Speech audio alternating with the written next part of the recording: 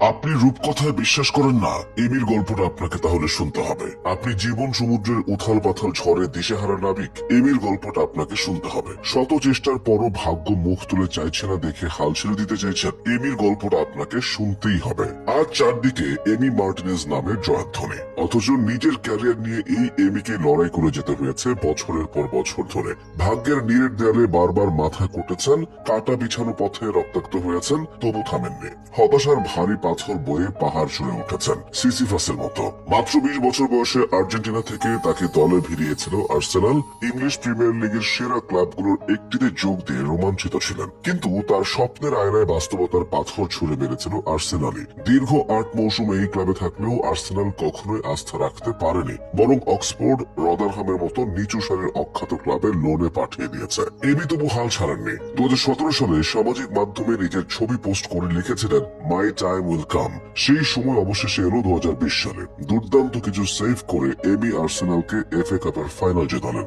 সেই ফাইনালের পর কান্নায় ভেঙে পড়া এমির ছবিটা দেখলে আপনার চোখেও অজান্তে গড়িয়ে পড়বে অশ্রুবিন্দু। এতদিনের যন্ত্রণাকাতর অপেক্ষা, এত অপমান বিদ্ধ রক্তাক্ত হৃদয়ের বিনিময়ে অবশেষে বড় কোনো অর্জন। পরের মৌসুমের শুরুতে প্রথম দেখালেন নিজের পেনাল্টি শুটআউটের জাদু। আর্সেনালকে জেতালেন কমিউনিটি শিল্ডের ট্রফি। এমি জানতেন আর্সেনাল তবু প্রতিদান দেবে না, ঠিকানা বদলে চলে গেলেন অ্যাস্টন ভিলায়। আর ভিলার হয়ে প্রথম ম্যাচে পেনাল্টি ঠেকিয়ে হয়ে গেলেন নায়ক। 2020-21 মৌসুমটাই তার জীবনের গল্প বদলে যাওয়ার সেই রূপকথা। নিতান্তই সাধারণ দর্শক হিসেবে 2018 বিশ্বকাপে এসেছিলেন খেলা দেখতে।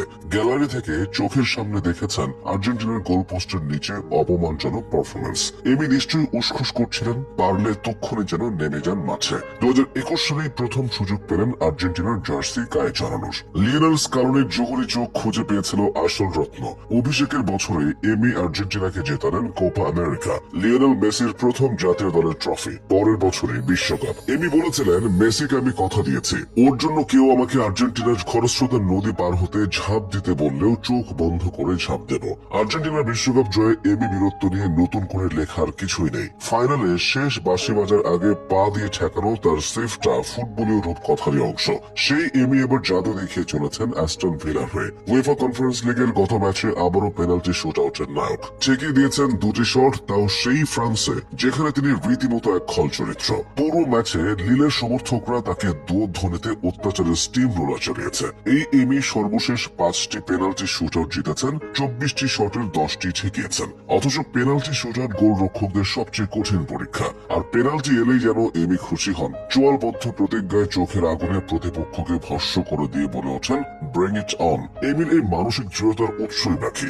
এখন পেছন ফিরে তাকালে মনে হয় ক্যারিয়ারের প্রথম 9টা বছর যে আগুনে পুড়েছেন, সেটাই তাকে করেছে খাঁটি সোনা। আপনি এমির ভক্ত হন বা নাই হন, তার জীবন থেকে একটা জিনিস শিখতে পারেন। জীবন কঠিন পরীক্ষা নিচ্ছে, যেতেই থাকুক, হাল ছেড়ো না বন্ধু, বরং কণ্ঠ ছাড়ো জোরে।